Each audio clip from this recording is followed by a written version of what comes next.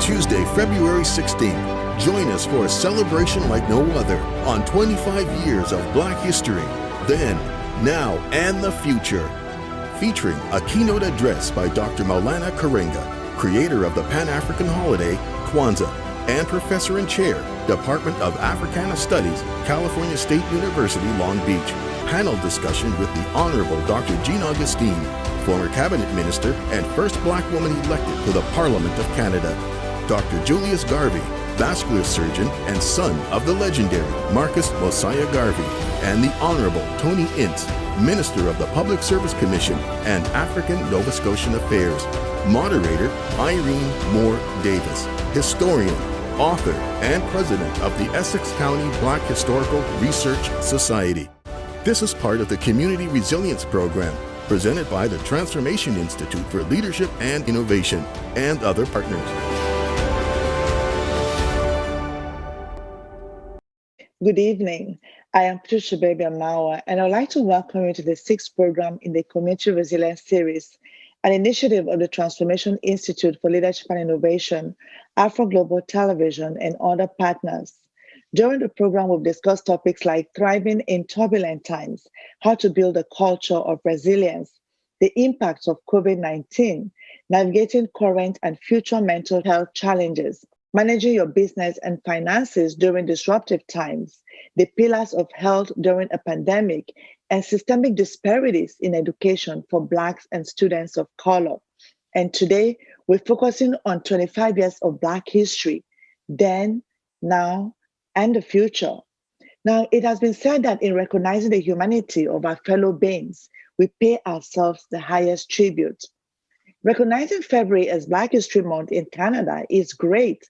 However, ensuring that we stem out systemic racism, anti-Black racism, and all the barriers that hinder the progress of African Canadians, our Indigenous people, and other minorities is the greatest thing that we can do for posterity and the advancement of our dear country, Canada. Now, before we get started with today's program, I would like to introduce our MC for the event. She's an educator, historian, author, and activist. She fulfills a variety of roles, including president of the Essex County Black Historical Society, programming chair at Bookfest Windsor, co-host of the All Right in Sin City podcast, member of the Anglican Church of Canada's Dismantling Racism Task Force. She's an administrator at St. Clair College, where she also teaches English, Underground Railroad history, and Black cultural studies. Our moderator is Irene Moore Davis. Welcome, Irene. Thank you. Good evening or good afternoon to everyone, depending on where you are. Thank you for joining us for this webinar, 25 years of Black history, then, now, and the future. As we begin our event, I would like to first share this land acknowledgement. We acknowledge that the land on which we are hosting this event is the traditional territory of many nations, including the Mississaugas of the Credit, the Anishinaabe, the Ojibwa, the Haudenosaunee, and the Wendat peoples, and is still home to many diverse First Nations, Métis, and Inuit peoples.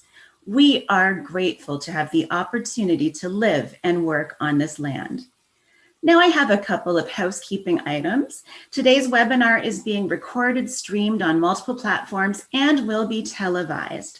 We will share how to access this session after it is over, but other sessions can be viewed on the Transformation Institute Facebook page, on Afro Global Television, and through other avenues. We welcome you to revisit the content and share it with family, friends, colleagues, and others, especially the young people in your lives. We ask that you post your comments in the chat box, and please put your questions in the Q&A box, which is located at the bottom of your Zoom screen.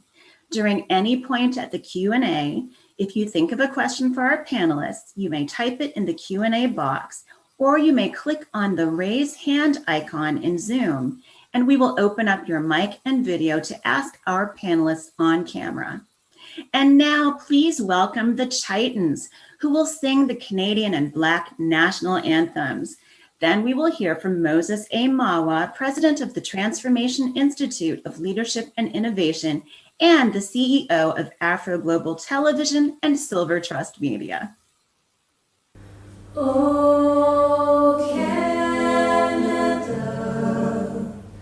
our home and native land, true patriot love in all of us command.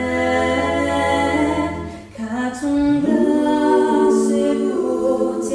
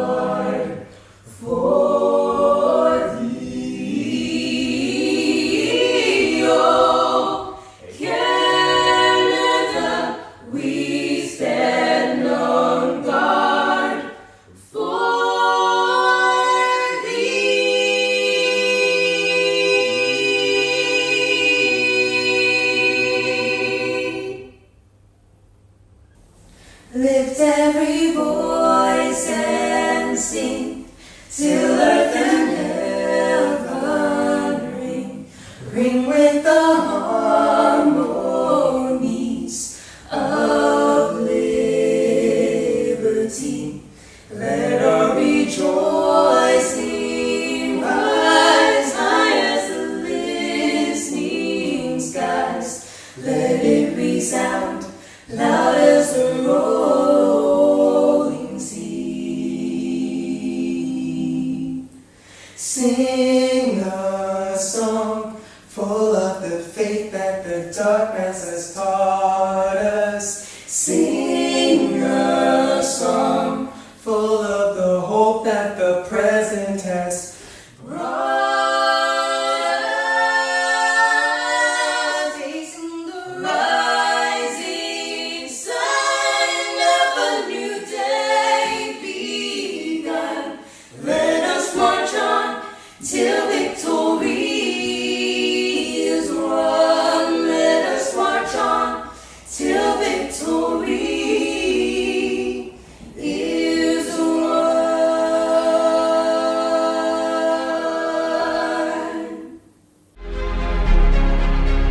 Moses A. Malwa is the president of Silver Trust, Afro Global Television, Destiny, and the Transformation Institute. He is the architect of business, media, ministry, and social innovation brands, including the Crossover Mentorship Program. Moses co-founded the Marcus Garvey Institute with Dr. Julius Garvey, son of the legendary Marcus Mosiah Garvey, and their associate, Michael Dawson. As a film and television executive, Moses has produced Synergy, Standing Ovation, The Minister, the Omabella drama series, and contents for other private and public sector establishments. His Excellence Awards initiative has honored Dr. Martin Luther King Jr.'s daughter, Bernice King, Bob Marley's wife, Rita Marley, Nobel laureate, Professor Wole Soyinka, Jamaica's first female Prime Minister, Portia Simpson Miller, South African music superstar, Yvonne Chaka Chaka, and others. The Transformation Program has awarded many Canadian leaders and innovators. Publisher of Envision, Destiny, Legacy, Diversity, Excellence, and the Discover magazine series, Moses has authored the 150 Extraordinary Canadians Legacy book with his wife Patricia, the foreword by Prime Minister Justin Trudeau. In 2016, Moses and his team launched Afro Global Television, a 24-hour super channel that informs, empowers, uplifts, and entertains with great programming. Moses received the York Regional Police Civic Leadership Award, Real World Visionary Award, the Harry Jerome Media Award, Toronto Police Community Service Award, and the Queen Elizabeth II Diamond Jubilee Medal. In 2013, CNN featured Moses and Patricia in a half-hour worldwide television broadcast, calling them the Power Couple.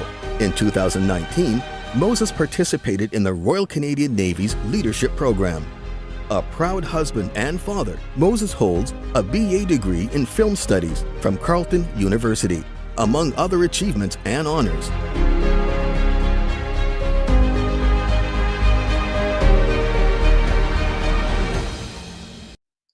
On behalf of the Transformation Institute, Afro Global Television, and our other partners, I am delighted to welcome you to the commemoration of the 25th anniversary of Black History Month in Canada, with a special tribute to the Honorable Dr. Jean Augustine, as well as a conversation about harmony and equity. Despite the global coronavirus pandemic, I am glad that we are able to hold this event virtually. Our theme is 25 years of Black history, then, now, and the future. This is a precursor to an expanded event that we plan to hold in the summer of 2021 as we aim at celebrating Black history 365 days a year. It is a tremendous honor to have Dr. Maulana Karenga, founder of Kwanzaa, join us to deliver the keynote address. It is also a delight to have the Honorable Dr. Jean Augustine, Dr. Julius Garvey, son of the legendary Mosiah Garvey, and the Honorable Tony Ince, Minister of the Public Service Commission and African Nova Scotian Affairs, join us on today's panel, moderated by Irene Davis, President of the Essex County Black Historical Research Society in Windsor.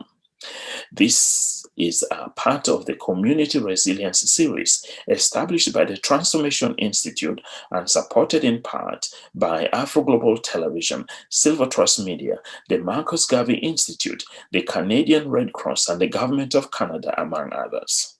The series is streamed on multiple social media platforms and broadcast on Afro Global Television, which is across Canada on Rogers Cable, Bell, TELUS, Ignite, and Eastlink. The vision of the Transformation Institute is to unlock the impact of good leadership and to accelerate positive change through innovation. Our mission is to improve access to opportunities for personal and collective success. The central tenet of our operational strategy is to minimize costs and to maximize impact through collaboration, technology, and the harnessing of the power of diversity. We run the Transformation Awards program, the Crossover Mentorship program for youth, and other initiatives. For more information, please visit us online at transformationinstitute.ca. Also, please find, follow, like, and befriend us on all social media platforms. Thank you so very much and enjoy the rest of this truly exciting program. We are so pleased to have with us our keynote speaker, Dr. Maulana Karenga, creator of the Pan-African holiday Kwanzaa, professor and chair of the Department of Africana Studies at California State University, Long Beach. Ladies and gentlemen, Dr. Karenga. I'm honored to participate in the 25th anniversary Black History Month in Canada. Welcome to all of you. On behalf of our organization, our department at the university, we say welcome. You found your family in a peaceful place, and we wish for you blessings without number and all good things without end. As we celebrate this awesome initiative and sacred narrative we know as Black history, we engage it as a special time of remembrance, reflection, and recommitment. It is to bring forth in focus and to engage in various and meaningful ways the history of African people throughout the world African community, on the continent and throughout the diaspora. And at the heart of this is the principle and practice of Sankofa, to reach back and retrieve it and use it to enrich our lives, ground our lives, and direct our lives toward good and expansive end. We take history very seriously as African people, and we engage it for good reasons. We engage it for 4 fundamental reasons. Number 1, we engage it to learn its lessons. For as Malcolm X said, of all our studies, history is best prepared to reward our research. Second, we engage it, as the Honorable Marcus Garvey taught us, to absorb the spirit of human possibility. For he says, what humans have done, humans can do. And we engage it also, third, to extract and emulate its models of human excellence and achievement. For as Dr. Mary McLeod Bethune said, we are heirs and custodians of a great history and legacy, and we must bear the burden and glory of that legacy with strength, dignity, and determination. And we also practice it in order and study it and engage it in order to practice the morality of remembrance. For as Fannie Lou Hamer, our foremothers, has taught us, there are 2 things we all should care about: never to forget where we came from, and always praise the bridges that carried us over.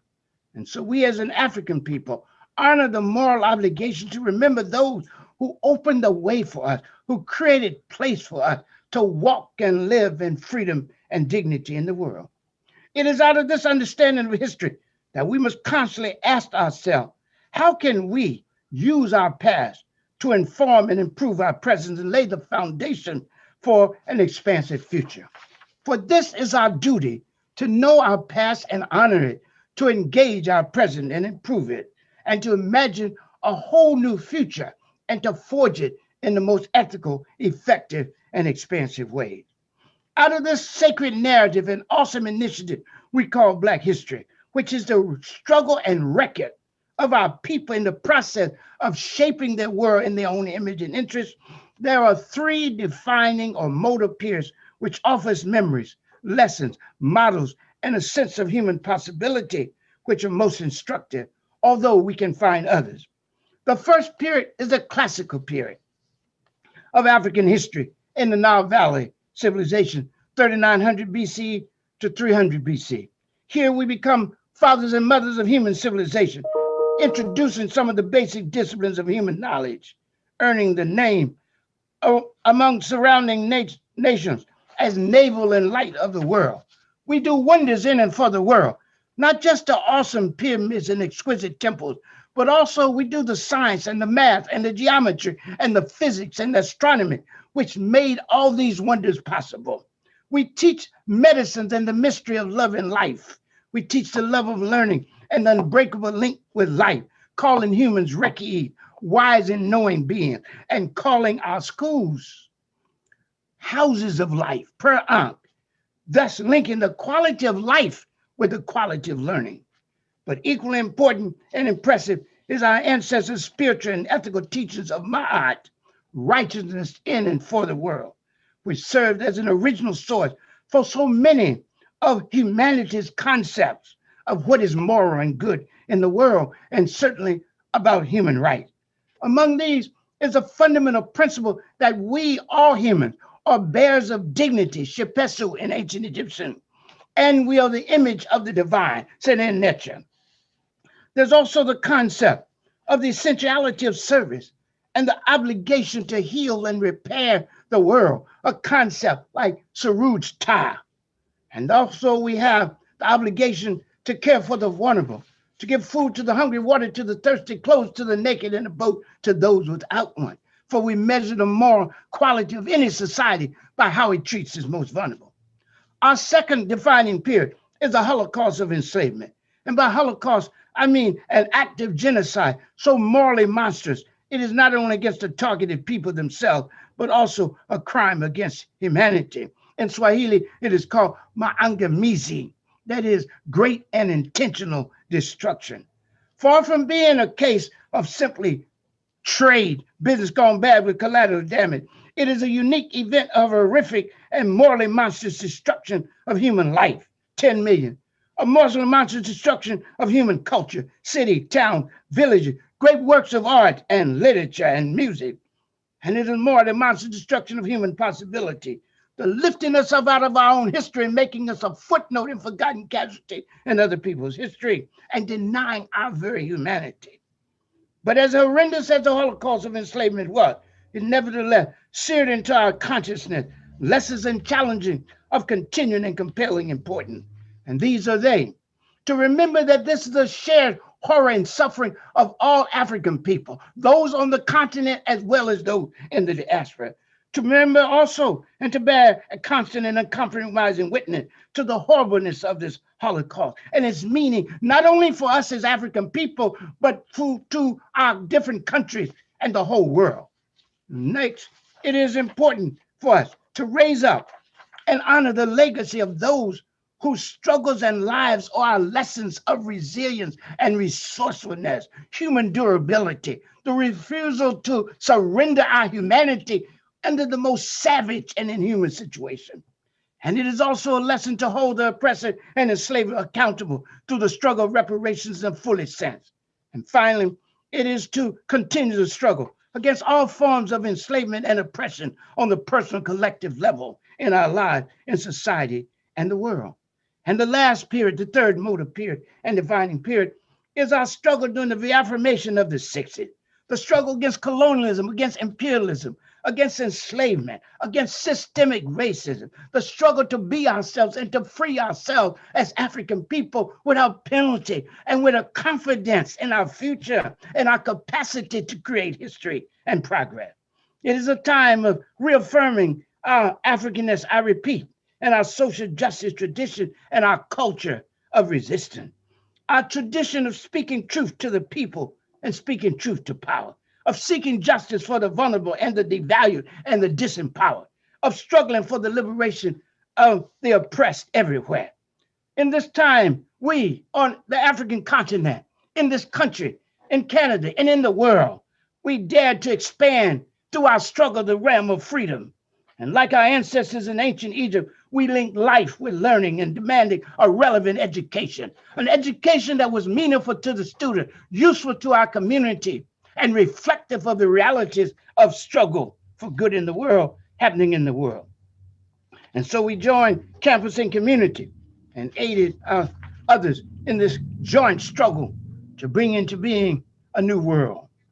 In this overall process, we launched and won with our allies the struggle that reshaped not only our different societies, but actually served as a paradigm of possibilities for liberation in the world. Our lessons and challenge here then are to continue the struggles of the 60s to end systemic racism, classism, and sexism, and all the other isms that constrain human freedom. It is a challenge to create a free and empowered community, a just and good society, and a good and sustainable world, and to pose and practice a new paradigm of human life and human flourishing. Thus, in meeting these ancient and ongoing obligations of our history, we truly honor our past, improve our present, and forge a future worthy of the name and history Africa. Asante Sana, thank you very much. Thank you, Dr. Karenga, for that magnificent and thought-provoking address. Next, we will share a video regarding the United Nations International Decade for People of African Descent. It provides highlights of the status of the Black community in Canada and beyond.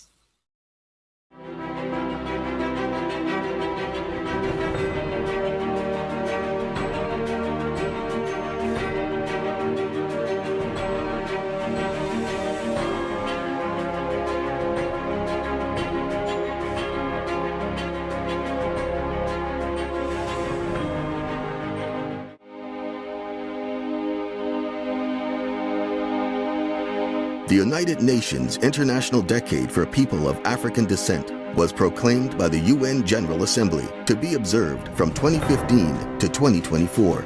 It provides a framework for the member states, civil society, and others to take effective actions in the spirit of recognition, justice, and development. Today, 200 million people of African descent live in North, Central, and South America, as well as the Caribbean. Millions more live in other parts of the world. The population of Africa itself is now 1.2 billion. The purpose of the decade is to strengthen actions and measures to ensure full realization of the economic, social, cultural, and political rights, as well as the potential of African people.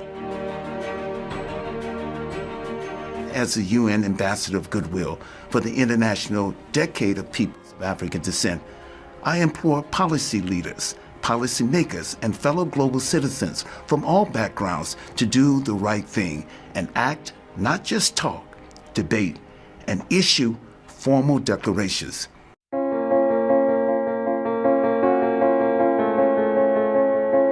During the 15th century, the transatlantic slave trade violently displaced over 12 million African people. Between the 1870s and 1900s, Africa faced European imperialist aggression, diplomatic pressures, military invasions, and eventual colonization. The continent's immense natural wealth and human resources continued to be plundered in subsequent centuries. According to the United Nations, people of African descent constitute some of the most marginalized groups in the world. They also tend to suffer multiple aggravated or intersecting forms of discrimination. People of African justice, collective vision, leadership, and more. While people of African descent make up 3% of the population, they account for 10% of the Canadian prison population. There are 70% more Black Canadians in federal prison than there were 10 years ago. School dropout, lack of access to opportunities, anti-Black racism, and many other problems severely limit success.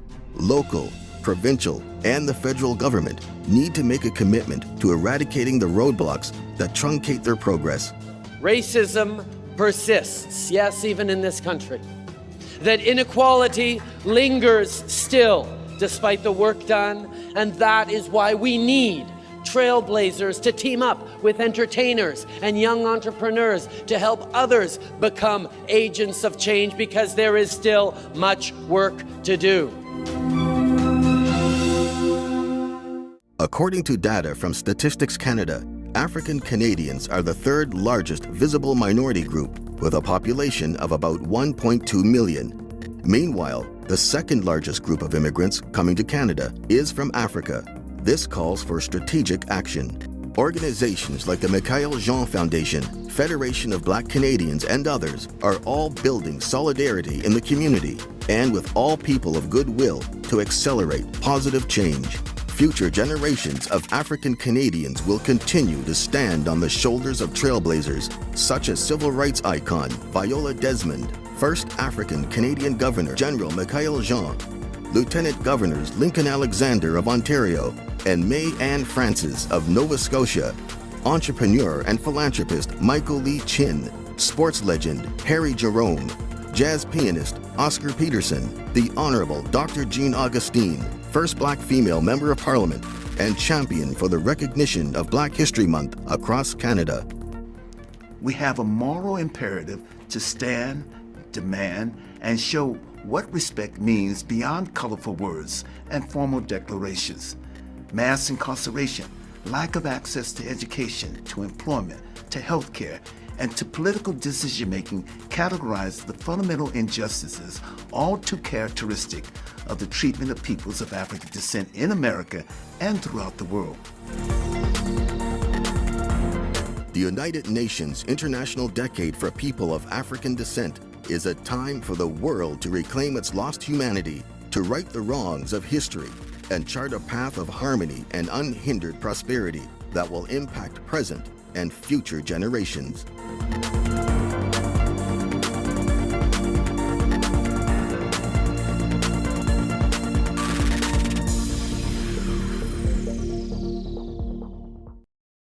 It is now our pleasure to share this tribute video dedicated to Dr. Jean Augustine, former cabinet minister and first Black woman to be elected to the Parliament of Canada. It was Dr. Augustine who introduced the legislation that affirmed February as Black History Month in Canada. A national icon, distinguished community leader, mother, grandmother, teacher, role model, the Honorable Dr. Jean Augustine was born in 1937 in the beautiful Caribbean paradise island of Grenada and came to Canada in 1960, rising from being a domestic worker to a teacher and soon a school principal with a Master of Education degree from the University of Toronto. Elected to the Parliament of Canada in 1993, The Honorable Dr. Jean Augustine made history as the first Black woman to be ever elected to the National Legislative Assembly, serving from 1993 to 2006. Her tenure included a pristine record as Parliamentary Secretary to the Prime Minister, Minister of State for Multiculturalism and the Status of Women, and as Deputy Speaker of the Parliament of Canada. In December 1995, the Honourable Jean Augustine championed the motion, which passed in the House of Commons unanimously, recognizing February as Black History Month in Canada. From 2007 to 2015, she served as Ontario's first ever Fairness Commissioner. The Jean Augustine Chair in Education, Community and Diaspora was launched in her honor at York University in 2008. Also in her name, our Girls Leadership Academy in Scarborough, a center for young women's empowerment, a municipal park in Etobicoke, a secondary school in Brampton, as well as a multi-purpose complex and a district park in the city of Vaughan. Jean Augustine really symbolizes what is best about humanity. She fought for important issues like multiculturalism, human rights, and race relations, areas that required a champion. She definitely is, and was, and will always be that champion.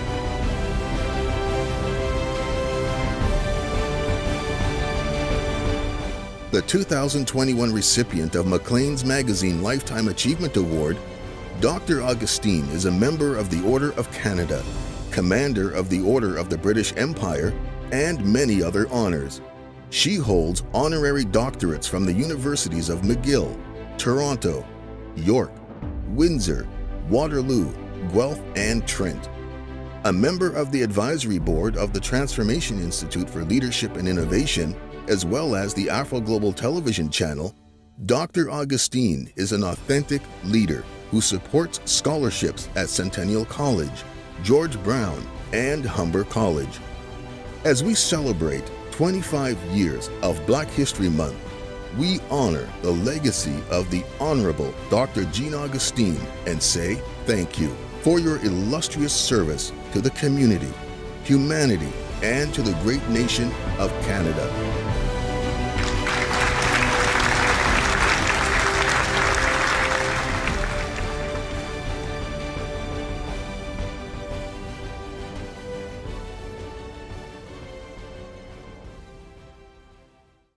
Indeed, many thanks to Dr. Jean Augustine. Next, we are going to hear from His Worship Mayor John Tory of the great city of Toronto. Welcome and thank you for being with us tonight, Your Worship.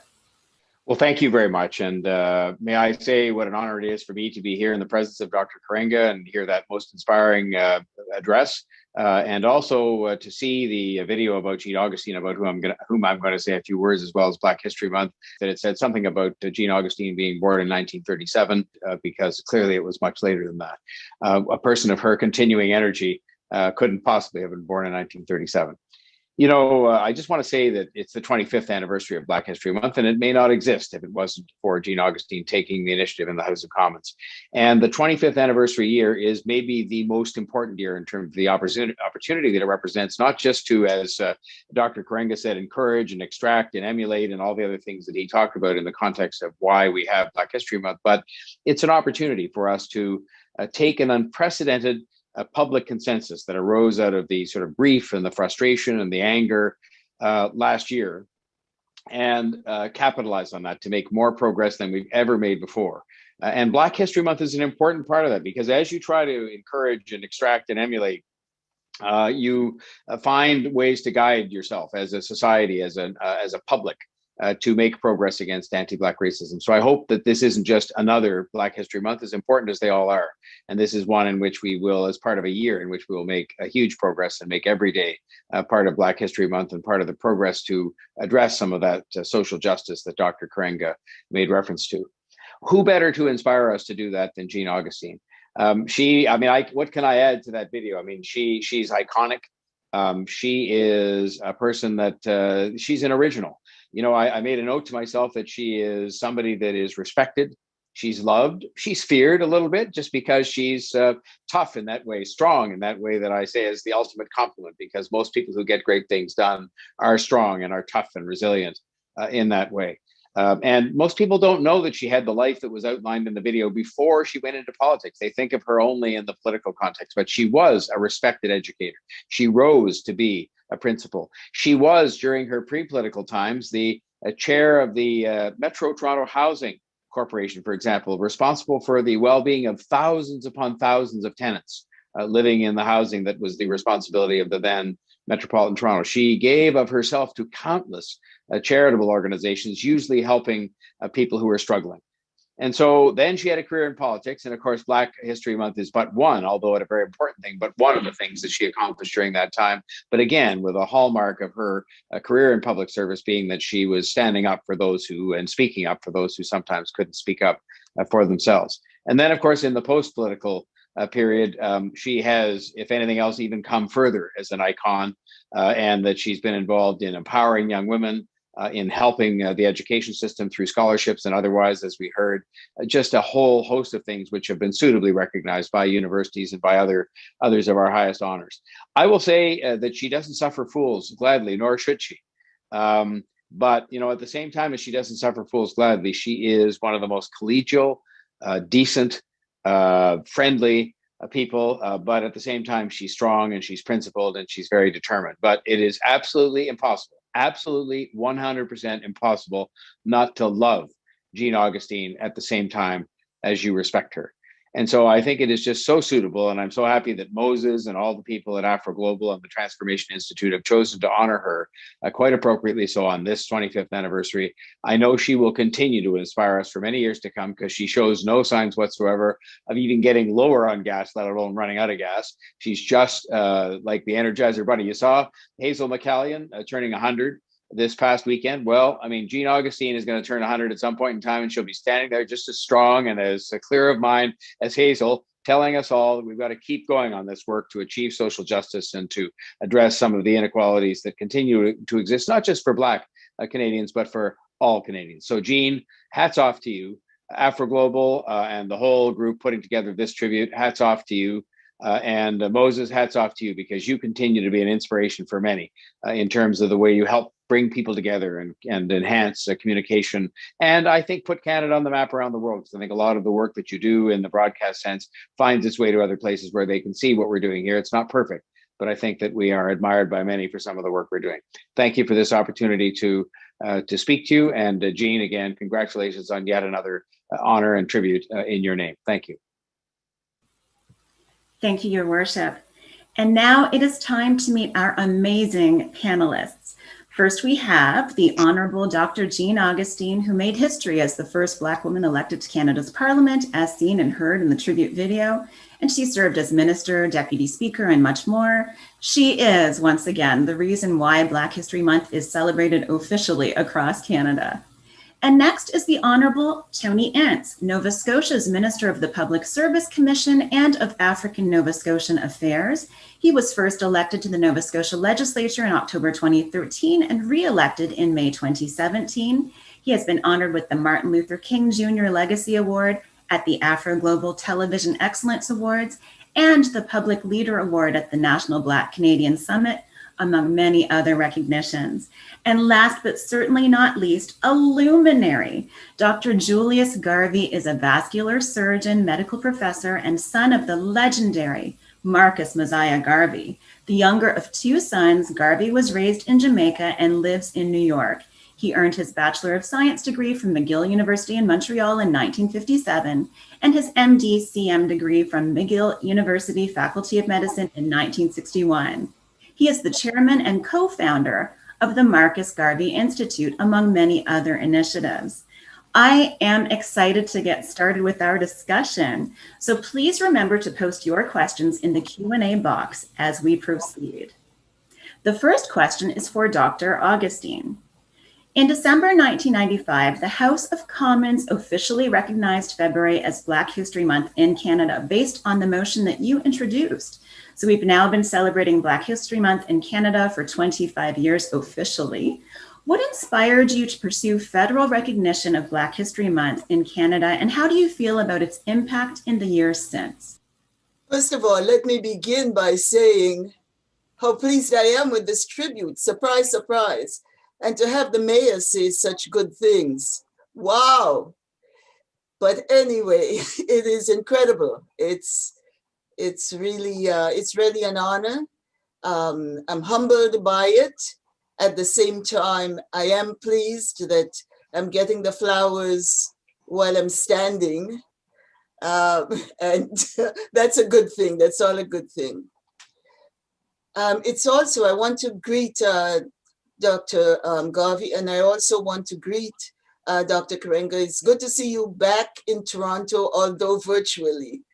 And it's always a pleasure to listen to you and to get your words of wisdom and words for all of us to live by.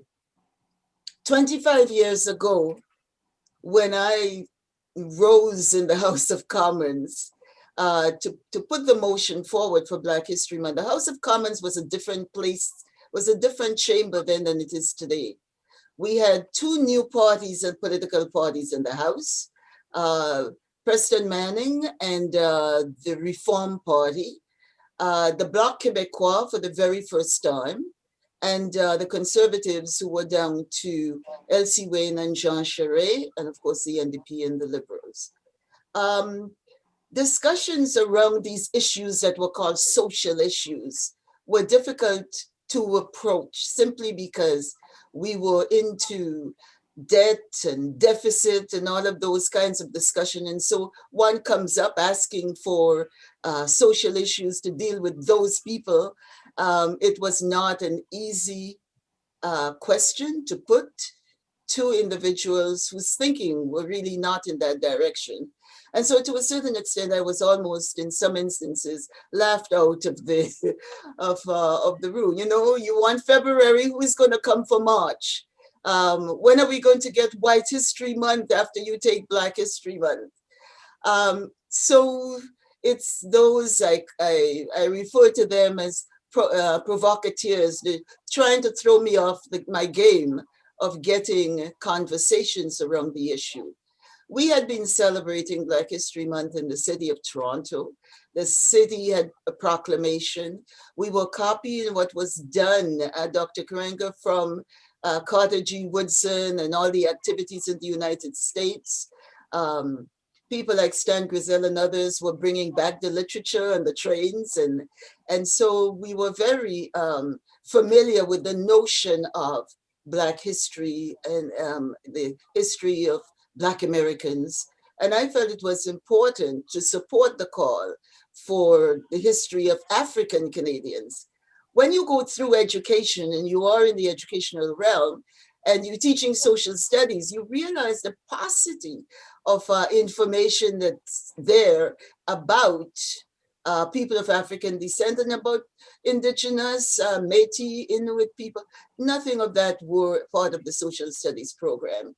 And so putting the motion forward and wanting to tell our story, my first go at it, I wanted to tell everything. When we came in 1603, I wanted to talk about slavery. I wanted to talk about contributions, on and on. And when I presented it to legal and to those people who counsel you in terms of how you get your motion together, I was told, do you want a debate or do you want unanimous consent? If you want a debate, then it will take ages. And of course, in that house, with the ideologies at the time, I am sure a debate would have gone on forever. But I went for the motion because I felt asking for unanimous consent, working every one of the 305 members. And in those days, we did not have computers where you can put something on the computer and send it through. So I was walking with armful of the motion as I went from member to member, person to person, sitting beside them at question period and whatnot. And the motion went right to the point because counsel said to me, you have to just go to the facts. And every time I would write something, they'll say, to the facts. And what are the facts? The facts are pretty simple, and the motion was a very simple one. It says that this House take note of the important contribution of Black Canadians to the settlement, the growth, and the development of Canada, the diversity of the Black community in Canada, and its importance to the history of this country. So there was nothing that was debatable here. We were part of the settlement, we were part of the growth report. No one could argue this. And so when the motion was put and the speaker asked, is it agreed? Then December 1995, we had agreed, aye. And so we had February designated as Black History Month in Canada. It was not an easy, and my staff is still around, and we talk every so often, and we remember the trials of finding everybody, every member, because not knowing who was going to be in the House at the specific time that I was going to stand up, I had to make sure that everybody knew what the motion was. And as the kids would say, I killed many, many trees as I made copies of the motion to have everybody know exactly what it was I was going to say and what I was putting before the House, asking for unanimous consent. What did I expect? I expected that educators would sit up, that historians would write, that some things would be done in schools. Little did I visualize that 25 years later, Black History Month would be celebrated all across Canada, coast to coast to coast, in small places and large urban areas. That we would find celebrations year after year in entertainment, in media, in boardrooms, just about every place that in the country we have focused on the whole issue of Black History Month. Some people say Heritage Month. Some people say African Canadian Heritage, African Canadian History. But this is a time, and I think Dr. Karenga just hit it right on the thing, like the Sankofa bird, looking back, seeing where we were, part of the settlement, part of the growth, part of the development, the contributions we've made, looking at it in the present, and being in the situation, the pandemic, the systemic, the conversations after George Floyd, etc. That conversation, systemic, that has enriched the conversations during this Black History Month, and then layering that with the decade for people of African descent, that we were in the decade for people of African descent, declared by the United Nations. And so we have an opportunity now for really rich discussion that would take us into the future as we begin to emphasize this diverse Canada, and this Canada that must be as inclusive as it can possibly be. Thank you. The next question is for the Honorable Tony Ince. As many of our guests will already know, African Nova Scotians are Canadians who descend primarily from the Black Loyalists, as well as refugees of the American War of 1812 and Canadian War of 1812. And the late 18th century to the present has revealed a great history of discrimination experienced by African Nova Scotians. I'm wondering if you can tell us a little bit about that history and what is being done now by the Office of African Nova Scotian Affairs to right some of those wrongs. First of all, thank you, ladies and gentlemen, and everyone. If I could take a moment, just first of all, to acknowledge the existence of people of African descent in Canada for over 400 years. We honor and offer gratitude to our ancestors who came before us and the commitment not to let our history be lost. I'd also like to acknowledge that we are in Mi'kma'ki, the traditional territory of the Mi'kmaq people. 400 years we've been here, folks. When we talk about that history, it is unique, celebratory, and a proud history in Canada, period. And we all know it has been marked with lots of systemic barriers carried out through centuries. Now, people of African descent in Nova Scotia are not only descendants of loyalists, but they are also descendants of the Trelawney Maroons from Jamaica. They're also refugees from the War of 1812 in the United States, indentured servants from the New England planters. We are the steel and coal miners of the Caribbean, and new Canadians from all parts of Africa are here. And you know what? It is really important that we understand that, because being a place where people of African descent have existed for such a long time, I would really say that a lot of the structures that have been risen in Canada itself, some of the laws, the policies, were all based on the relationships of those first peoples many, many years ago and their ancestors from across the continent. Like many places across Canada, people of African descent have had their challenges with working through the system, seeing even their worth in the medical system, education, and I can go down the list of all the areas where we've been marginalized. And as Dr. Augustine had said, and as Dr. Karenga has said, we are footnotes in history. Let me move, because I don't need to go into this. Everybody is aware of all of that history. What I'd like to share is that being in a province that has that traditional history of marginalization, of keeping us out,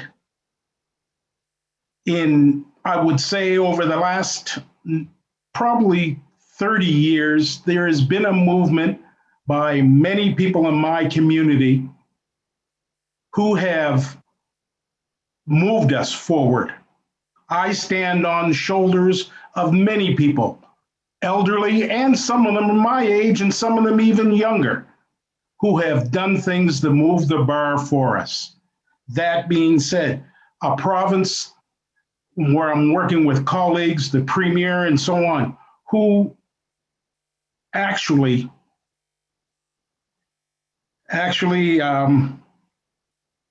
are beginning to get it. And I say beginning to get it is because it is through the past 7 years of working with my colleagues that we've had the opportunity to move the bar from a legislative standpoint. We've looked at policies. We've looked at those systemic barriers to those people of African descent in this province to begin to address them. Now we're talking about a system that is huge, that has been in place for more than 400 years. But when we look at Viola Desmond and the pardon and what was acknowledged there, when we look at the province standing up and acknowledging the harms to the people, the former residents of the Home for Colored Children here in Nova Scotia, almost 100-year-old issue, where the province stood up, acknowledged, apologized, and formed a restorative inquiry, which involved those folks. Those folks sat with government officials and deputy ministers and ministers and shared their story and shared how something like that has affected a community for generations.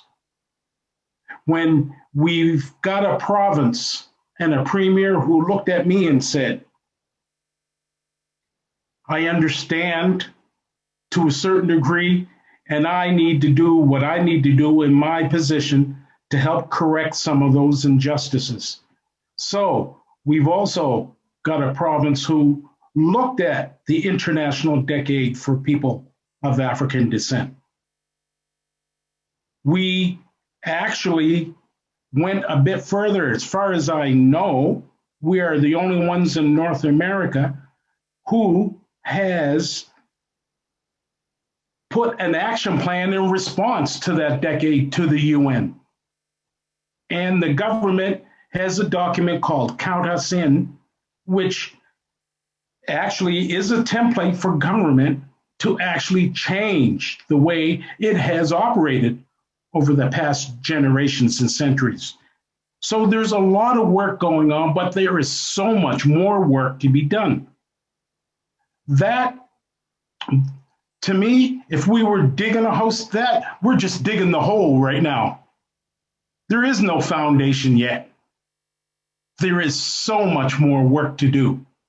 Dr. Garvey, nice to see you again. And when you were here, to see the last standing UNIA hall in North America, which is in Nova Scotia, you know, speaks to that history and the fact that we as a people here are really intended on making sure that we hang on to those roots, that we not forget those who came before us, and we continue to work in the present to educate, to bring awareness, to share that shared history, because it is a shared history that we all have, and to try to build our young people and give them that strength, that fortitude, that confidence for the future. And having things like this, having events like this, is another step towards that. And thank you. Thank you for this opportunity. Dr. Garvey, this next question is for you. Your father, the legendary Marcus Garvey, was a leading proponent of Pan-Africanism, and he knew that unity was so vital to the progress of all African peoples. However, the history of colonialism, slavery, and the divide and rule strategy has left us worldwide divided.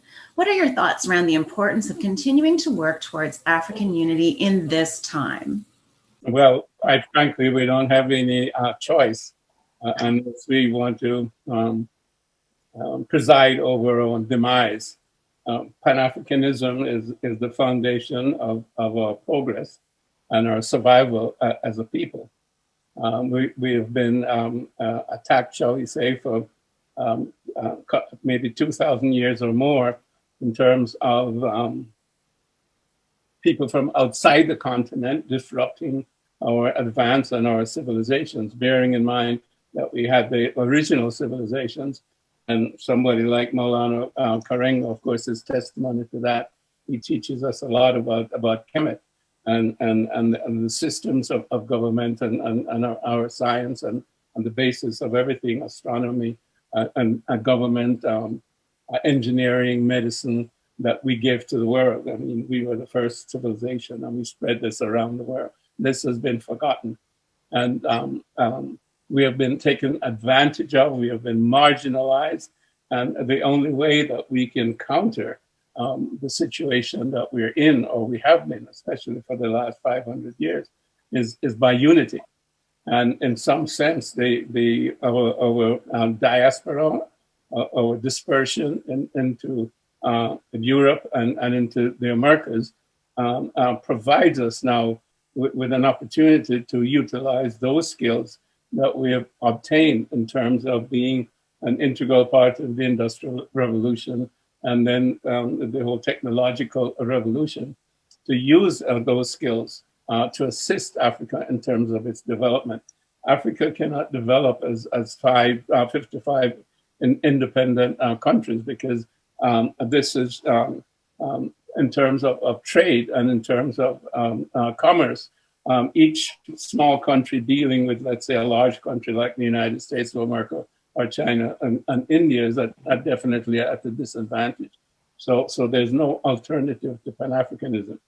And, you know, it wasn't just Marcus Garvey that understood that. He certainly laid the foundation, but a lot of that was passed on to people such as Kwame Nkrumah, Jomo Kenyatta, Nandi Azikiwe, and others who took that torch back to Africa.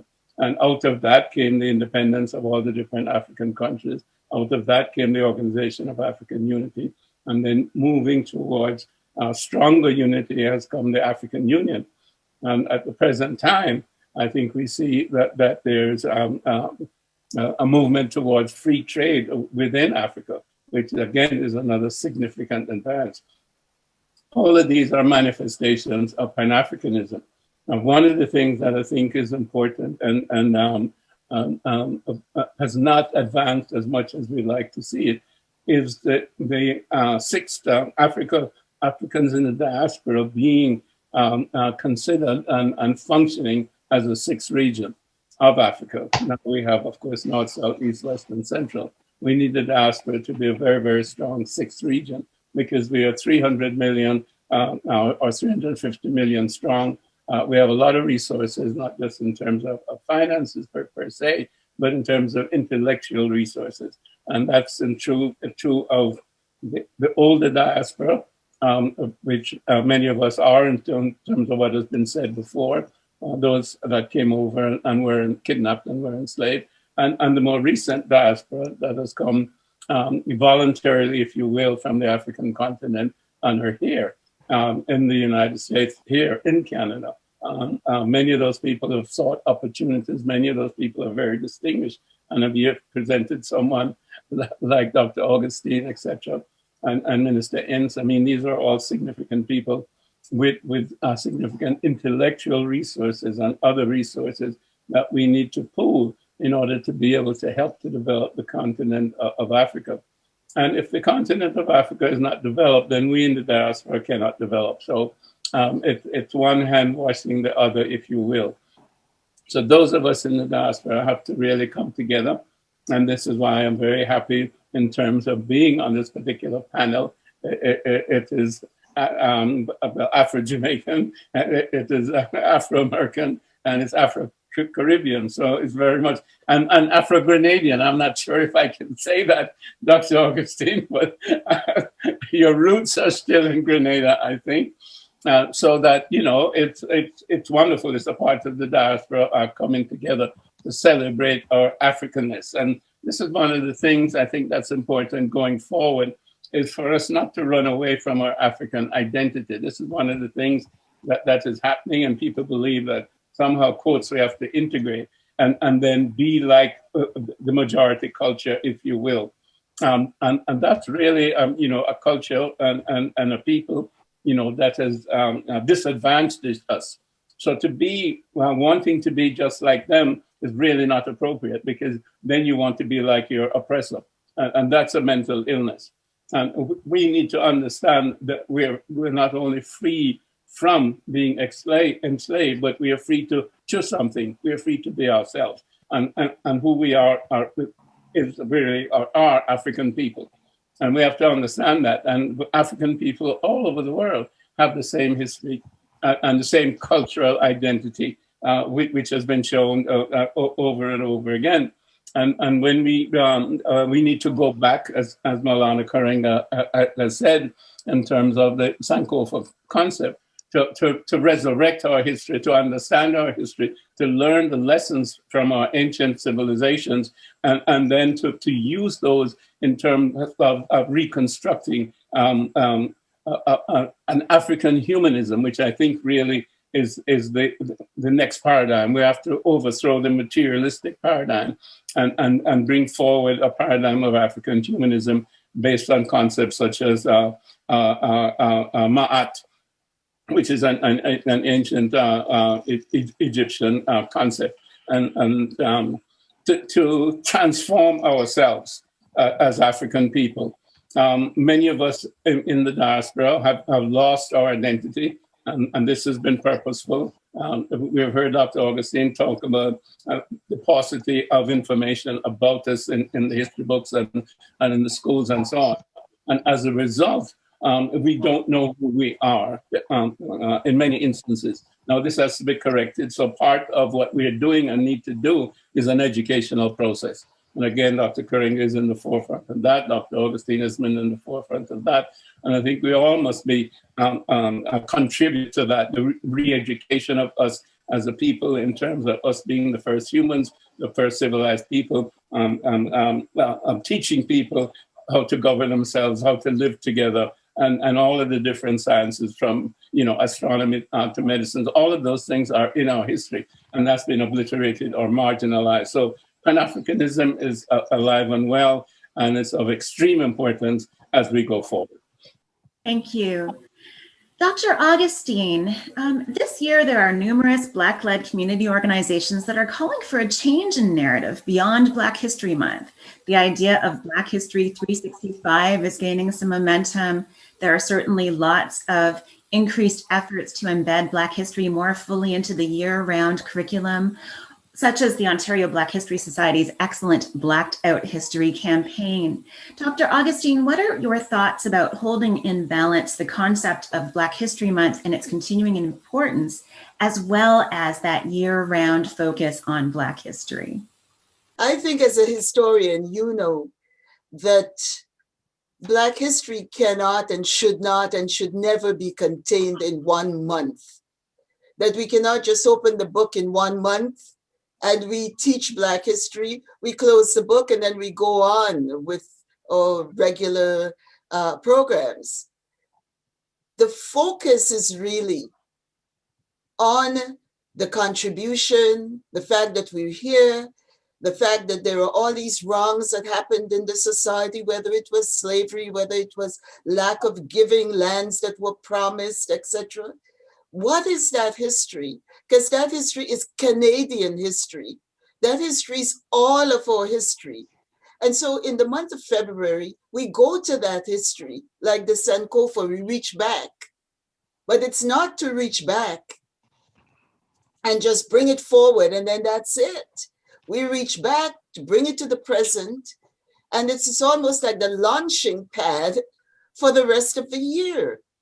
365 days. So a teacher in a classroom, or what is going on in our various and varying spheres of endeavor, just pulling something out in Black History Month, and then forgetting about that. Well, that's not, that history is supposed to be instructive of what we need to do for the rest of the year.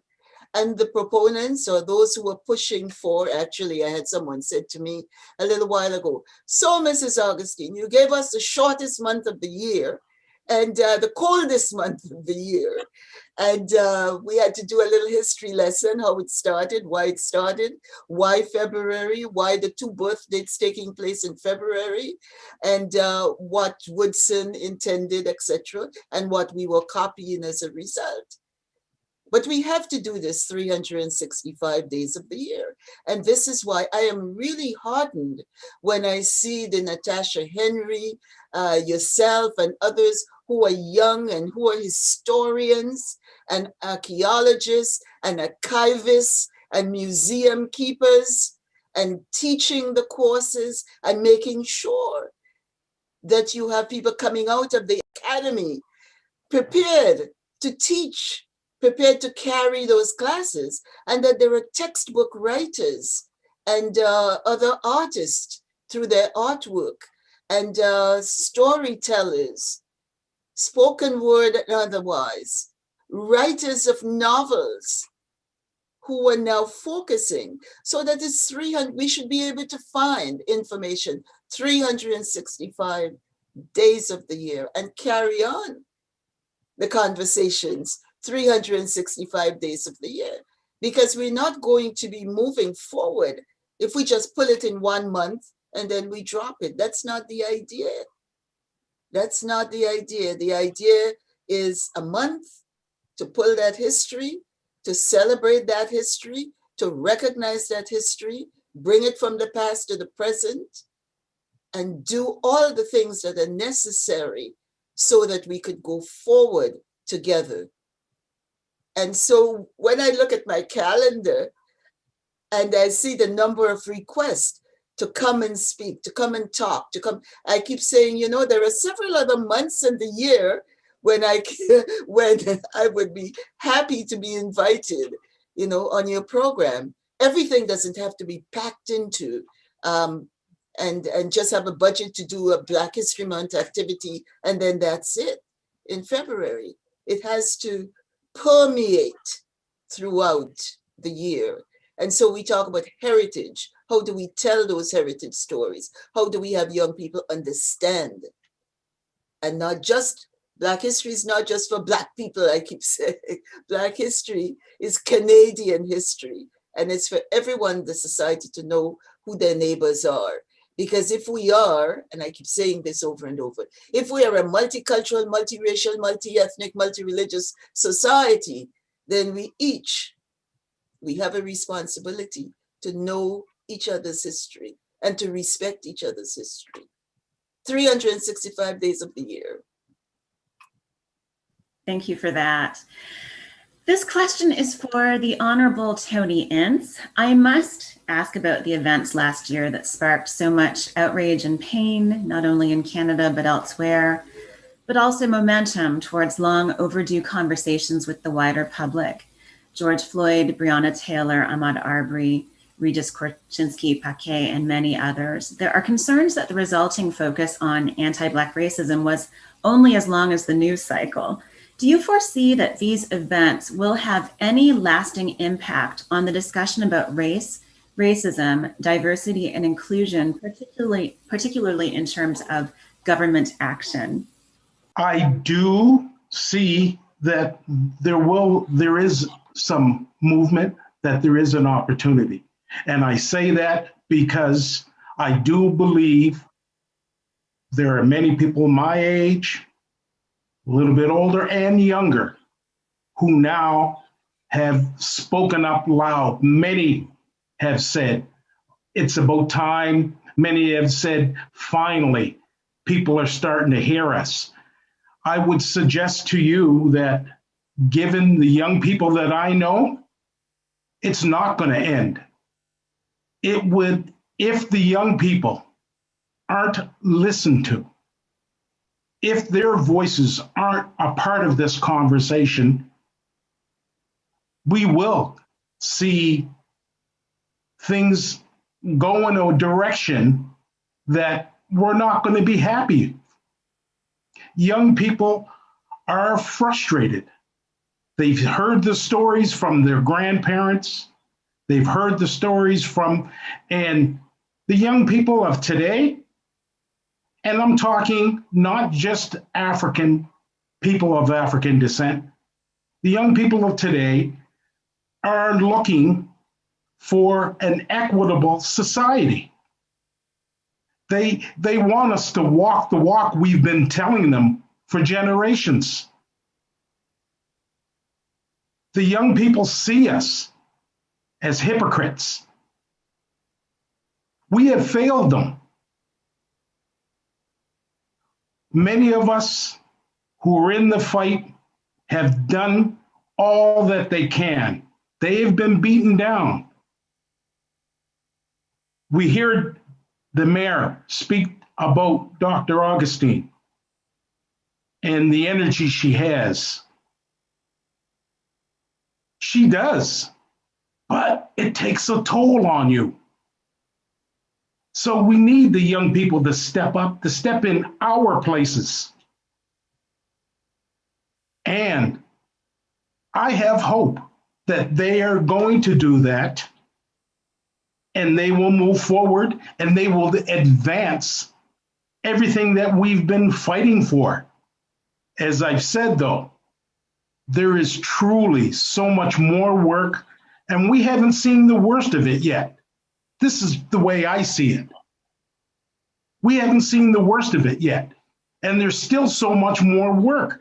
And I say that because of the very question that you've asked me. Was it just a media soundbite? Is it this? We're humans. We become complacent when we think things are good. So I ask all those voices out there, When I first got into government, it was quite funny because I had a lot of people say to me, you know, especially those who were on the streets, who were making, you know, who are the advocates for the community, who see me as something as the other. I used to say to them all the time, I welcome your voice because mine can't be the only. I welcome your voice to come along with mine. Scream at me all you want. That's good. That's what this is all about. So that we both come together and maybe come to a realization that we both have a lot of work to do. Dr. Augustine, while people of African descent make up 3% of the Canadian population, they account for 10% of the Canadian prison population. There are 70% more Black Canadians in federal prison than there were 10 years ago. What do you attribute this unfortunate situation, and what can be done to change this narrative? I think it's important for us to address the social justice issue, to look at the justice system in Canada, and to look at all of the things that go into policing, arrest, coming into the courts, who supports whom in terms of legal aid or legal help, and to look at the basis and the roots of all of this, which is racism, prejudice, discrimination, marginalization. We find that our communities are policed more than other communities are. To be, well, we know the stories around driving while Black, the stopping people on the street, asking for identification. We have tons and tons of files that shows the population what happens in that system, not only to African Canadians, but also to Indigenous peoples and to people who are caught in socioeconomic difficult situation. We have to make sure that we have judicial education. We have to ensure that the legal processes all the way from the Minister of Justice, through ministries, through systems, to constantly review tactics used by people in the judicial process. We have to look at representations, and at the same time, the call that Black Lives Matter had made that says and speaks to police budgets, and the fact that we need different assistance afforded to individuals who call for help other than heavy policing responsibilities. The courts, again, making sure that what happens there with legal help, legal aid, assistance given to people, and examine all of our systems, because I think discrimination, prejudice, racism, anti-Black racism, all of that is entwined and involved in that process, which creates the levels of incarceration. The other has to do with the lack of supports that there are when someone comes out of the system, that they're ensuring that there are supports, whether it's counseling supports, whether it's assistance for housing or assistance to find employment, etc. So much need to happen at this point in time to ensure that we don't continue along the route that we're going presently. Like the mythical Sankofa bird, we're encouraged to keep moving forward even as we look back. So what is the future that you would most like to see for people of African descent worldwide? We'll start with Dr. Jean Augustine.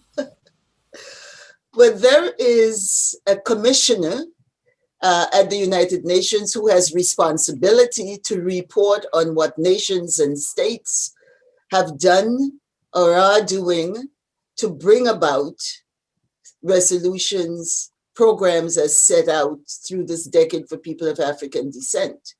I know that Canada is starting to and will be engaged in writing its report for presentation. It would be interesting. We know after the Decade for Women that we had all these status of women, agencies and things set up to ensure that that we have policies and programs to alleviate and to do good measure for what we say we would do in that decade. So I'm hoping that at this point in time, the plans, the programs, what we need to see happen as a result of what has been put out for the decade, we'll see some implementation. But my hope is that COVID has shown us the gaps in the system. It has shown us the difference between the haves and the have-nots. It has shown us who are the essential workers in our midst. It has highlighted for us issues around systemic and anti-Black racism. It has shown us that we have systems where voices who should be around the table are not, so that we could examine our boardrooms and we could examine those who are decision makers, leadership, managers, etc., and to make the society as diverse, and to make communities as diverse, and to make workplaces and marketplaces as diverse as they could be. So what my hope for the future is that as we move out from this pandemic time, the conversations we've had, the resolutions we've made, the changes that we would like to see happen. The present word is ally and allyship, that we will see the allies now standing with the African Canadian community and other communities, and that we'll be moving forward into an inclusive society. Because as the good doctor said, the young people are not going to be taking some of the things that as older folks that we took in the system. I can see technology, and I can see the ability to connect with each other. I can see the opportunities opened up for them in academic circles, in the workplace and other places. And so I'm very hopeful that when we move forward, we'll be a diverse society with inclusion as the name of the game. I'd like to throw this question next to Dr. Karenga. What is your hope for the future of people of African descent? Yeah. First of all, appreciate what you said, if I understand correctly. I want to just say something about what has been said, because I wanted to participate in the dialogue, right? And so one of the things I wanted to say is that young people are not frustrated. They're righteously angry at injustice, at evil in the world. And so I think we have to talk about our people in non-pathological language. We haven't failed. We haven't failed, right? That's the dominant society saying that. What we have done and what Black people have done is taking this, the older people have taken it as far as they can. Some people can't go any further. I'm going to go to the end of my life, right? So, and many of us are going to do that, right? I'm sure Dr. Augustine is going to do that. So Dr. Garvey is going to do it. You, my brother, are going to do that. And our sister's going to do that. But I just want us to give ourselves credit. I don't want us to borrow the pathological language of our oppressor. We want to always reaffirm the dignity and divinity of African people. So what do I want from this struggle? First, I want freedom for the oppressed, right? Justice for the wrong and injured. Power of the people over their destiny and daily lives. A just peace in the world and security for everyone. And then the common pursuit of African and human good and the well-being of the world by everybody, so that they build a condition where, as Honorable Marcus Garvey used a phrase here, they can all come into the fullness of themselves. We need to have a condition and capacity to live our lives without fear, to live our lives without racist oppression. And again, I think it's important for us to make a distinction between racism and racial prejudice. And you know, racial prejudice is just hatred and hostility toward people who are different. But racism is turning that hatred and hostility into public policy and socially sanctioned practice. And it has three dimensions to it. First, imposition, force and violence, physical violence, psychological violence, sexual violence. Every kind of violence you can imagine has been imposed on us by the dominant group, right? Mm-hmm. Second, it is ideological justification for the imposition of that violence, right? Whether it's biological, religious, or culture, there it is, right? Justifying evil and oppression. They do it all the time. And then finally, it's institutional arraignment. The structures, processes, and practices that promote and perpetuate both the ideology and the imposition. And so I would like to see that removed so everybody can come into the fullness of themselves, where there's freedom and justice and increasing realm of human freedom and human flourishing, and where again, we all can pursue African and human good and the well-being of the world, and certainly come into the fullness of ourselves. Amen. The same question I will now direct to the Honorable Tony. After hearing Dr. Karenga, and I'm not trying to take the easy way out, but he succinctly and aptly put it, you know, I would like us all to have the same thing, that freedom to make the decisions I'd like, to be able to walk down the street and not worry about who's looking at me and if I'm in the wrong place at the wrong time, to be able to apply for a job and know that they're going to judge me on my merit and what I'm able to do rather than my name or my last name or what area I came from. That's right. I'd like to be able to sit. I'd like to be honest. I would like to see more people like me sitting around the tables. I'm the only one in government at my level. I am so tired of being the only one. I would like to see more of us. Thank you for that. And I will direct this question finally to Dr. Garvey. Well, basically what I'd like to see for us in the future is our unification as a people worldwide. This is a slow process because of what has been done to us over the last 500 years, but it is definitely happening. And we have to also focus on the concept of reparatory justice as we move forward in terms of unifying ourselves. There's a lot that's owed to us, and it's not that we have a beggar's plate. You know, we are the fuel of the European industrialization and building of the British Empire and the American Empire, if you will. We are the ones that built it with our physical labor. So much is owed to us, and we need to demand that. It's not a question of simply an apology, or it's not a question of, gee, you know, that's long ago. Absolutely not. And this is a significant part of our future in terms of our own ability to repair the damage that has been done and then to move towards sustainable development. So we have to do that in all of our different areas. Clearly, it's different in Africa where there was invasion and colonialism, but it's different in the Caribbean where we have independent governments and there was slavery and colonialism. It's different in the United States, where there was slavery and no reconstruction and you know, apartheid, if you will, for 150 years. But we have to look at all of that. And Canada is also a different scenario. But the point is that we have all been oppressed and we have all been disadvantaged.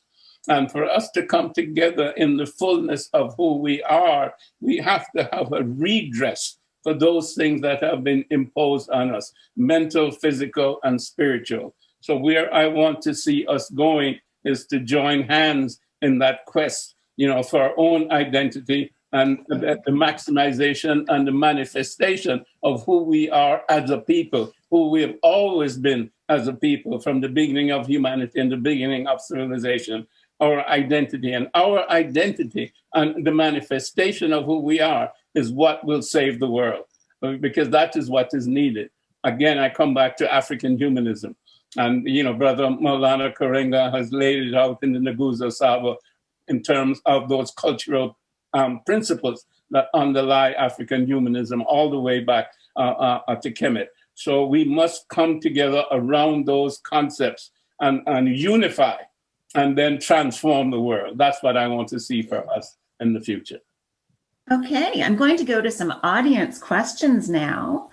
And we have one from Evelyn Myrie. Yeah. So Evelyn Myrie is asking, how can we embed the principles of Kwanzaa into our families and Black community services even past January 1st? This question is for Dr. Karenga. Appreciate what you asked, if I understand correctly. Thanks so much for that question. It's a good one. In the final analysis, every principle must become a practice if it's real. Practice proves and makes possible everything. If I have a principle of truth and I never tell it, it's not really a serious principle, right? We have to practice. If I say I love you and I don't demonstrate it, is it real? So we have to practice the principle in the way we live our lives, the way we do our work, and the way we wage our struggle. So how do you live the principles? The first principle is umoja, unity. It's striving for and maintaining unity in the family, community, nation, and race, right? We have to reach around the world to embrace our sisters and brothers, to be concerned not only about their suffering, but also about their development, about the defense of them against invasion, colonization, neoliberalism, imperialism, all those things that are happening. We have to be concerned with making what we call principled and purposeful unity. We don't have an obligation to unify with people that are unprincipled, but we have to practice operational unity, unity in diversity, unity without uniformity, but unity in purpose, righteous purpose and practice. Second, kujichagulia, self-determination. What is it to define ourselves, name ourselves, create for ourselves, and speak for ourselves in our daily life, at our workplace, wherever we are.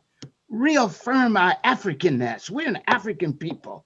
We don't lose our identity by a boat ride, right? We didn't come from Sweden and Switzerland. We came from African. We have to reaffirm that. And that means practicing African values. We say Black is three things: color, culture, and consciousness, right? Color, well, we can recognize your phenotype, but now what culture, what values, what views, what practices demonstrate your value? Are they communitarian? Are they sharing values? Or did you pick this up from Europe? Vulgar individualism, right? Believing you need to stand on somebody else's head in order to have height, right? We don't need to do that. We don't need to call people ugly because we got insecurity. I mean, the European running around calling everybody negative name, that shows he has a problem, right? He needs to get therapy. But the problem with that is it not that he's just off, he can impose this madness on everybody else. Trump is just the monster side of America, right? We have to face that. That's what we're struggling against when we talk about systemic racism. Kujichagulia then. So we have to define ourselves in dignity affirming, culturally grounded ways, representing the best of our culture, the best of our culture. Ujima, collective working responsibility. You know, we have to build a good world we want and deserve to live in. Ujima, cooperative economics. We have to share wealth. Shared work and shared wealth. We have to share the work, we have to share the wealth, right? Nia, purpose, right? What is our purpose in life? It's to bring good into the world. That's what we're supposed to do. We're supposed to restore our people to their traditional greatness. But what is greatness? The ancient Africans of Kemet said, the wise are known by their wisdom, but the great are known by their good deeds. What good deeds have you done today? How do you serve the people? We must love and serve our people. And then Kuumba, creativity, to do always as much as we can in the way we can in order to leave our community more beautiful and beneficial than we inherited it. And finally, Imani, faith, to believe with all our hearts in our people, our parents, our teachers, our leaders, and the righteousness and victory of our struggle. Do you believe in our people? Do you believe that what we're doing is good and beautiful and that it will benefit not only us, but advance human freedom and flourishing in the world? Because we're on the bottom. This is what King said to us in Montgomery.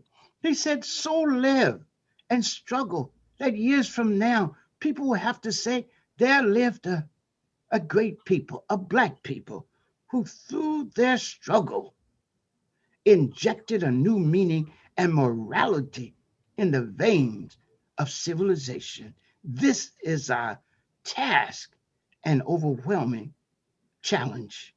And the Honorable Marcus Garvey says that we must see the whole world as our province until Africa is free.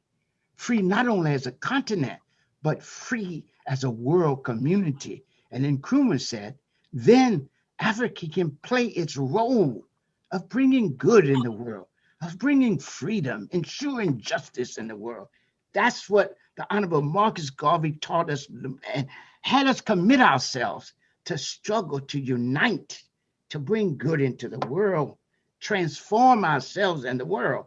I'd just like to end with this last point. The sixth principle, Kulumba creativity, also brings up in mind the ancient Matian or ancient Egyptian conception called Suruj Ta, which means to repair, renew, and remake the world in the process and practice of repairing ourselves, or repairing, renewing, and remaking ourselves in the process and practice of renewing and repairing, renewing, and remaking the world.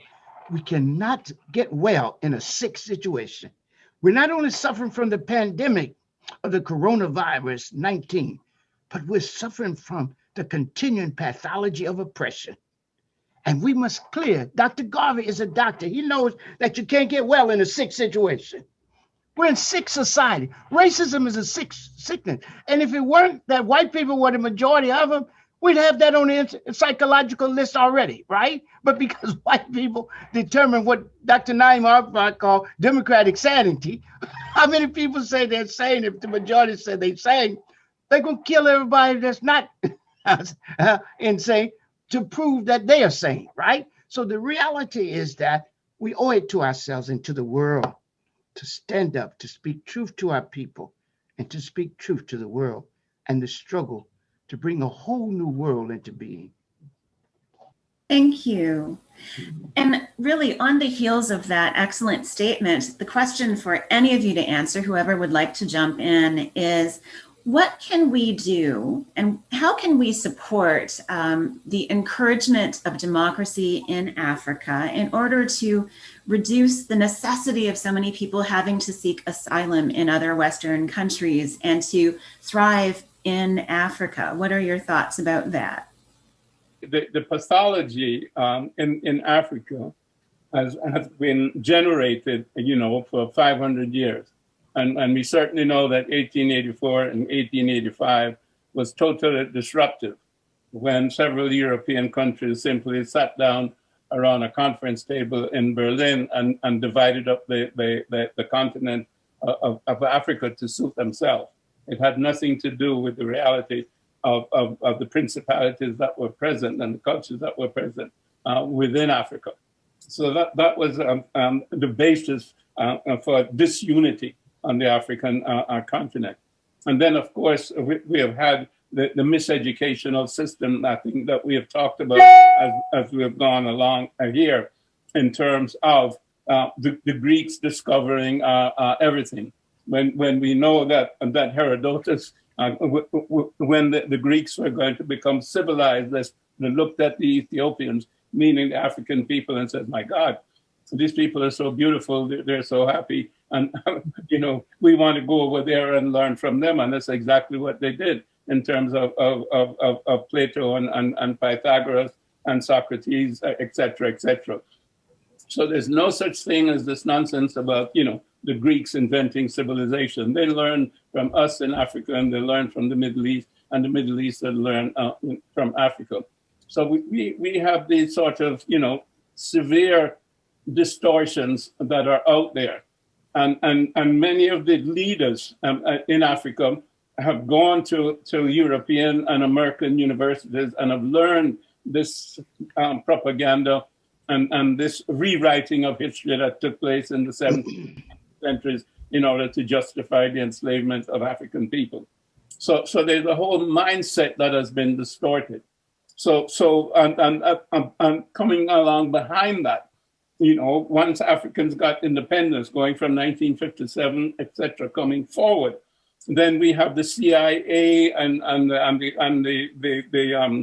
MI5 and all the different agencies, the French agencies, etc., creating coups against African leaders who have stood up and tried to develop their countries, going back to Kwame Nkrumah and Lumumba and so many others. The French have created more than double-digit coups in Africa to maintain Francophone control of Africa, where they rape about $500 billion per year from the African people under the guise of supposed freedom and post-colonialism. It's not post-colonialism, it's still colonialism and enslavement of Francophone Africa.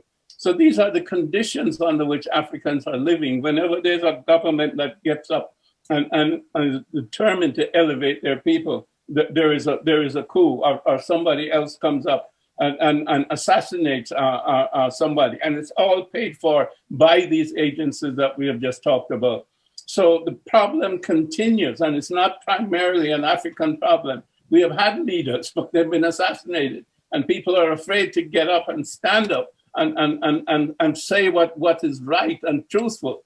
And again, we come back to my dad who stood up in the United States. And of course, he wasn't assassinated because they could frame him and get rid of him.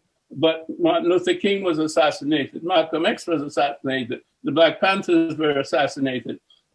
And you see that, you know, wherever you go, the Grenadian Revolution in poor little Caribbean island, the mighty force of the United States. You see it mobilized against Cuba. You see it mobilized against Venezuela. I mean, these are the problems why you have people fleeing from these countries, because the governments are not able to develop in a way that would help the people. There are puppets there who are being manipulated by puppeteers. Why is there still a continued genocide in the Congo? Leopold himself killed 10 million, but another 10 million have been killed since Leopold, because the Congo is the richest region in the world, the richest region in Africa, and they get their coltan, etc., etc., etc. So the problems are not with the African leaders. The problems are with the system of globalization and stealing other people's resources. They've stolen continents. The continent that I am on now, the United States of America, the continent that you're on, Canada, was stolen from the natives. And Australia was stolen, New Zealand was stolen, Tasmania was stolen, and on and on and on. Lies have been told, people have been killed, genocide. And now, of course, they're destroying the planet in terms of global warming and in terms of the pileup of garbage in the ocean. Well, I don't want to go on and on and on, but that's the short answer to that young lady. Appreciating what you've said, Dr. Garvey, I understand correctly. Certainly, I just wanted to build on what you said. And I want to start off again by quoting Malcolm X, who said, when you raise these questions, you have to think about it from your own point. He said at a lecture at Harvard that the logic of the oppressed cannot be the logic of the oppressor if they want liberation. So the first thing I always do is rephrase the country. And the country is not so much how we can free Africa from all these dictators as if it's the problem of Africa. It's how we can keep the American, Canadian, French, and other European governments from imposing their will on us. We were supposed to have ways to independent struggles, right? But Nkrumah warned us that even though we had the flag, they would not leave. They would try to maintain the economy. And that's still so, whether it's in South Africa or in Sudan or in any other, Nigeria, wherever we talk, There is America, there is Canada, even in Haiti, in the Caribbean. Why are these people picking on Haiti, a little small country they want to call names? Why would America build its biggest embassy there? Because of the resources, the oil and all the strategic minerals there, right? And it has always intervened and never forgave Haiti for doing what no other people had done, and enslaved people that defeated their oppressor, defeated 5 armies, the colonial army, the French army, the British, the Spanish, and the American saboteurs, right? And began to build a country, and they never forgave it for that. And they keep invading it, keep overthrowing, like they overthrew President Jean Augustine, right? I mean, what is all that about, comrade? I mean, and then talking about democracy. That's why we said in the 60s, it's not a question of making the world safe for democracy. It's making democracy safe for the world, because what they're importing is not democracy. As Malcolm said, it's nothing but disguised hypocrisy. It is Herrenvolk democracy. That is master race democracy. Freedom for them and enslavement and suppression for us. And so that's the first thing. We have to change the policies of these countries. And since we're talking about America and Canada, we can start with those, but also those people that are listening, that are in Europe, they need to struggle to change the policy of their country, the policy of their country, the corporate policies of their country, as well as the governmental policy of their country. They also have to begin to build an aid base for Africans that represents what Dr. Garvey was talking about, righteous reparations, right? They owe us. You know what I mean? Now, when I talk about reparations, I talk about more than compensation, but we're talking about compensation and reparations, okay? And so there is a reparative justice that's involved here, a public discourse, public acknowledgement of Holocaust, not just trade, business gone bad with collateral damage, right? But Holocaust, the killing of millions, right? Apology, recognition through monument building and teaching it in the courses in public school as well as the universities and colleges, the horror of it, right? The Holocaust nature of it and what it meant not only to us as Africans, but to the whole world. What does it mean, right? And then, of course, compensation. It's money, right? It could be free education, free healthcare, a lot of other things, right? And then finally, preventive measures. That's where we come again to face radical transformation. We must reimagine America, reimagine Canada.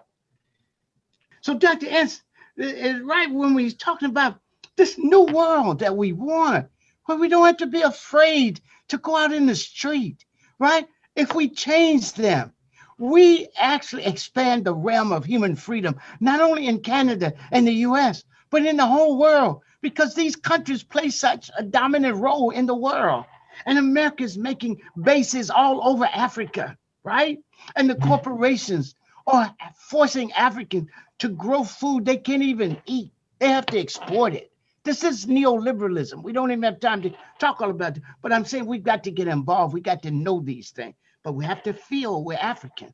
Du Bois said one of the great problems that he felt that we're going to face as we become more and more part of Canada and the US is that we'll begin to more identify with white people in Europe than we would with Africa. That's a great challenge, right? We never forget who we are. Fannie Lou Hamer, 2 things we have to care about.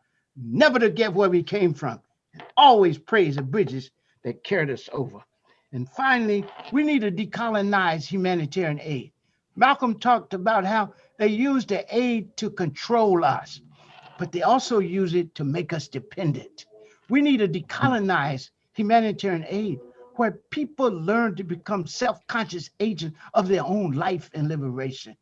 You'd be surprised the beautiful and strong and resilient and resourceful ways that Black women, African women and African men and children live their lives against all kinds of odds.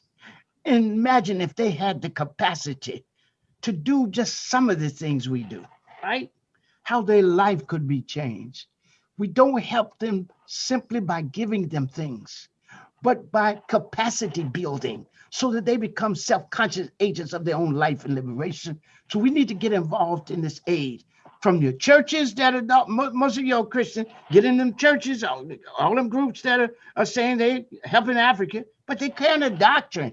They feed you if you believe what they believe, right? We got to stay away from that. We got to say everybody deserves a good life. Life is sacred.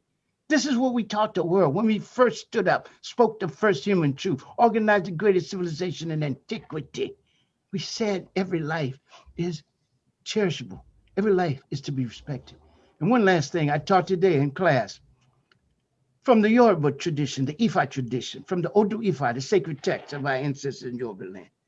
It says, let's do things with joy, for surely humans have been divinely chosen to bring good into the world.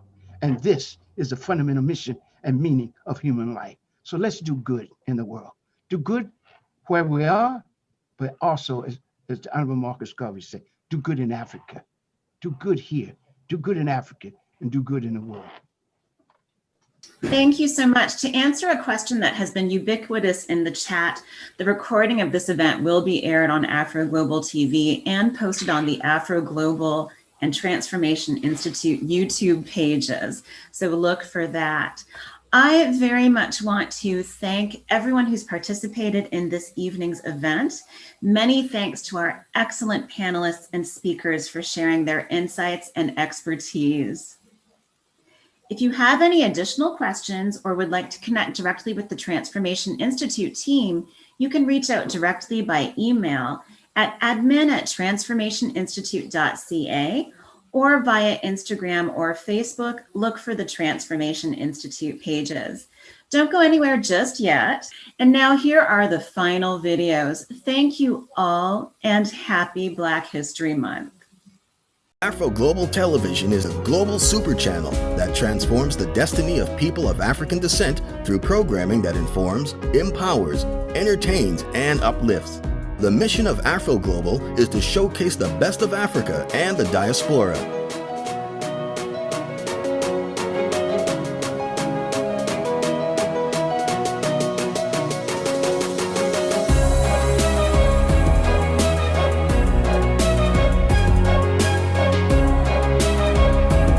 Watch Afro Global Television on Rogers Cable, Bell 5, TELUS, and Eastlink.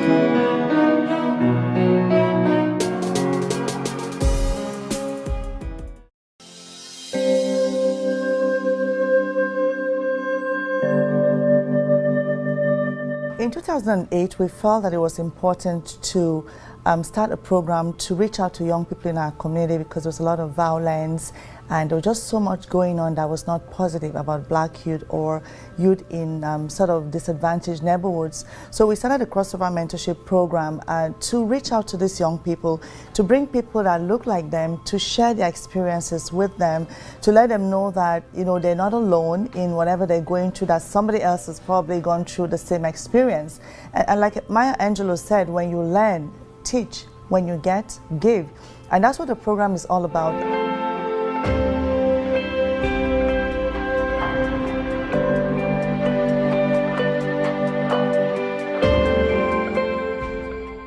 If we don't catch them early, they could be falling into the wrong hands or into the tracks that we don't want them to be. They have to be contributing to the society, not the other way.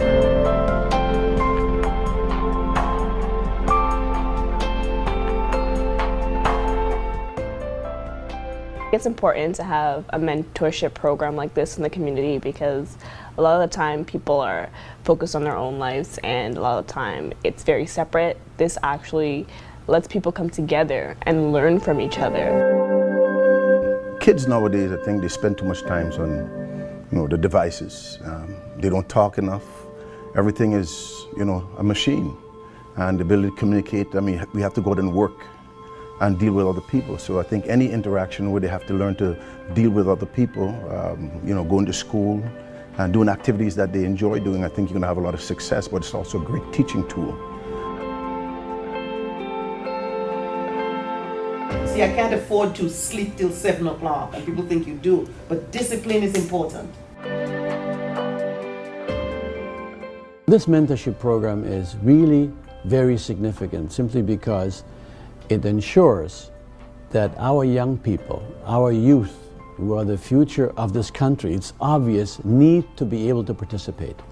We have for them to open up the system more and make it equitable, and for them to easier able to access that field of employment and education. What the Institute is doing along with the program is to ensure that students and young people can reach their potential.